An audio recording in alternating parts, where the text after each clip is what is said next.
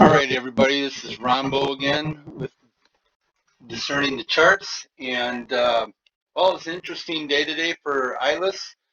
Um, what I wanted, again, was the price to go down until it hit my entry point of 0.041, staying down and bouncing off the 0.41 Fibonacci line and having a double dip. I just think that was, still could be a really strong catalyst to move upward and to be confident in that.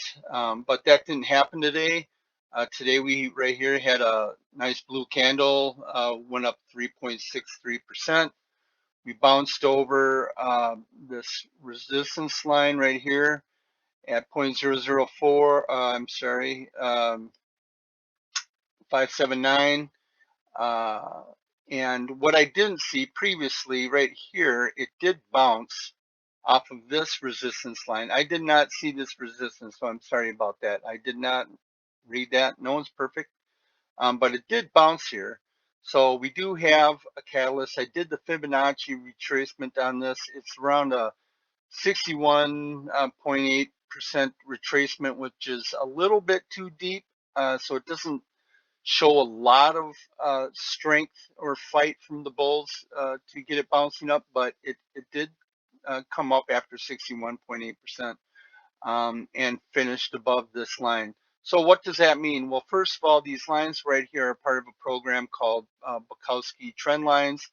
It's a script that I have made for TOS. And if you notice, yesterday there was a line right here, this red line, I just put in today. It was a dotted line like this one here, and it erased it, and it retraced, it's called. It took that out and then added two more resistance lines right here. But if you notice, they're more shallow.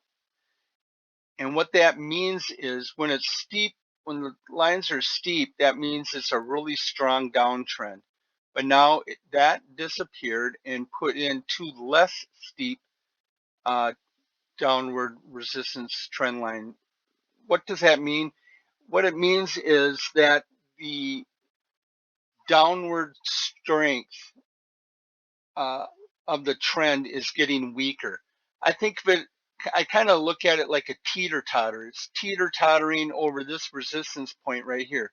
First it was down. Now here's the second one that was just made. Then this one, and higher this goes, these will get more and more shallow and even disappear, just like this red one that was there yesterday is now already gone. That's a good sign of a trend change. However, I would still have liked to seen it come down. It still can. ILUS still is straddling over that line, and it very well could have a red day tomorrow and continue downward. Personally, that is what I would like to see. But we have to deal with the cards that have been dealt to us. Now, what could happen tomorrow? Again, I already told you the one scenario, staying coming back down below that trend line and still getting that nice little double bottom, and then continue on that scenario there. Or we could have an up day tomorrow and can move away from this downward resistance trend line, which would be good. And it would get farther away from this, well, now it's just a support line. And then what it can do is test this downward resistance trend line. And if it breaks that, then what I would be doing is looking for a bounce and have it test this support line right here at, what was that, 059. And then that would be my my entry point. Now, I'm not a financial advisor. This is just for fun and entertainment, yada, yada, yada. But this is what I think I will be doing if that scenario pans out. It could also hit this downward resistance trend line or this one and come back down. Now, if it stays above this one and bounces off this one, I believe that it most likely will then bounce off of the 0505 and then continue maybe consolidate along here for a while before deciding what to do. It still could go down, but I would imagine that this would be the beginning uh, of an uptrend. Personally, I believe the way it looks, the two scenarios I think will happen the most would be it would come back under the downward trend line and bounce here at 041, or it will come up, break and break away from uh, the less aggressive downward trend resistance line, hit this one.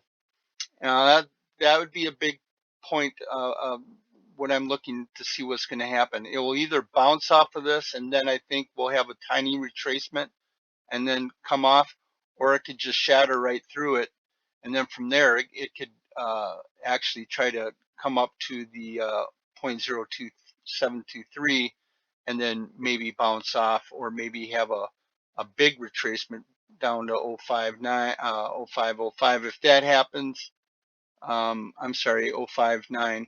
If that happens with the big retracement, then the bounce back isn't going to be as strong. I think of it like a bouncing ball. It comes up and it comes down, and now it's not going to come bounce back up as high as it did previously. So then I would see consolidation here. But then we have a low, we have a lower or a higher low, and then we would have a higher low. Looks like this, right? That's the sign of an uptrend. So that is something that I'd be looking for, because if it broke that downward, that resistance line, then I think uh, then I'm thinking about getting in somewhere around here if it breaks this resistance line and this downward trend line right here. And then we'll be talking about buying in this ballpark right here.